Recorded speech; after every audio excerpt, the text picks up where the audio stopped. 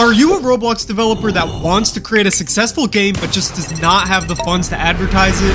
Well, in this video, I'm going to be going over 3 different ways that you can grow your Roblox game organically. Now, the first way, which is not talked about enough, is networking. And if you don't know what that means, essentially it means meeting people with similar interests, meaning they can show you the ropes and possibly help you create your first big game. Now, a common way that I've seen others network is by joining Roblox Discord servers, or joining servers based on whatever niche you're trying to target. Now, if you choose to join Discord servers, I do say you cannot be afraid to talk and reach out to people, because more often than not, people aren't going to seek you out unless you have a high value skill set they need. And the second way that I network is simply just by creating a YouTube channel, which brings us to our next subject on how to grow your Roblox game, which is creating content on YouTube.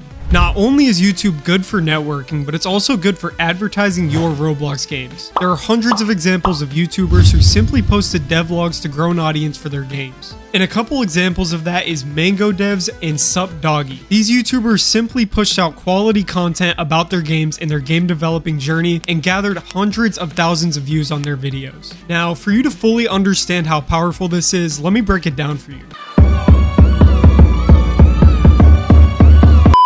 Now, all jokes aside, let's say only 1% of the 2.2 million views Mango Dev has received plays his game. That means he's managed to get 22,000 players for his game just by creating content on YouTube. And that's on the lower end of things. If I were to increase the percentage to 5%, he would have over 100,000 people that played his game, which can give you that jump start you need to get into the Roblox algorithm and even make some Robux. Now, none of this would mean anything to you unless I've done it for myself. So if we take a look at my older videos, I have a video where I made a simulator game in just 24 hours. To keep it short, essentially the game was about collecting poop, and that video reached over 17,000 views. But unfortunately, I didn't post a game link in the description, meaning people couldn't play my game. So I followed up and created a second video that reached 7,000 views, and I provide the game link in the description even though it wasn't fully done yet. And just from that one video, the game reached over 250 visits, meaning over 4% of the people that watched the video actually went and played the game. So if over 250 different people are gonna go and play a game about poop, I guarantee you that if you have a game with an interesting concept, you'll gather a lot more players.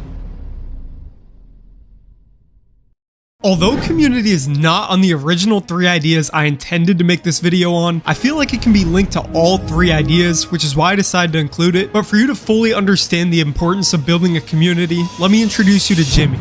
Jimmy just finished developing his Roblox game that he's been working on for the past 3 months. He's excited to finally click that publish button and release his game to everyone out there on Roblox. But when he clicks it, nothing happens. Days go by and not one player joins his game. And that's the sad reality of many high quality Roblox games. But somebody did it differently. Let me introduce you to Chad. Chad is a Roblox developer, and he's planning on launching his first big game in just a couple months. So he creates accounts on TikTok, YouTube, Instagram, and Twitter. And for the 2 months Chad posted on social media, he gained a following of over 5,000 followers and managed to get over 300,000 views throughout all of his pages. Day by day, Chad posted until the release date of his game had come. Chad clicks the publish button and quickly posts about the launch of his game on his social medias. And the viewers were ecstatic. They'd been watching this game grow since day 1, almost like a parent watching their baby grow up.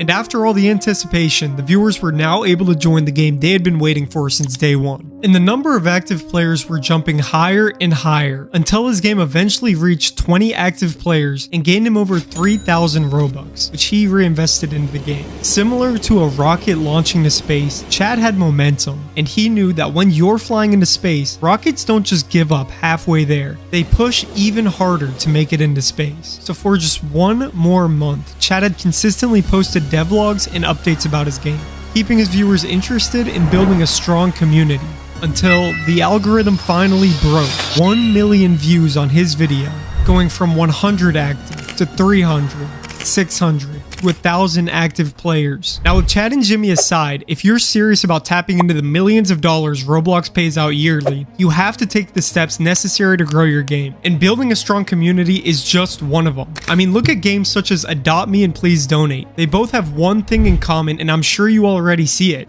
They both have a community that buys into the things that they're selling. Now, for the third and last strategy, it's going to be streaming. Twitch and Kick are perfect places to start because they rarely have anybody streaming Roblox Studio. Now, streaming can be a lot more difficult because you naturally have to be charismatic and have an entertaining personality. It's also a lot harder to retain viewers because you're streaming for such a long period of time, and it can be exhausting to sit there and develop games while also trying to be entertaining. Anyways, with that being said, that's all I have for this video. I hope you guys learned something from this video, and if you did, please make sure to like and subscribe, and I'll catch you on the next one. See ya.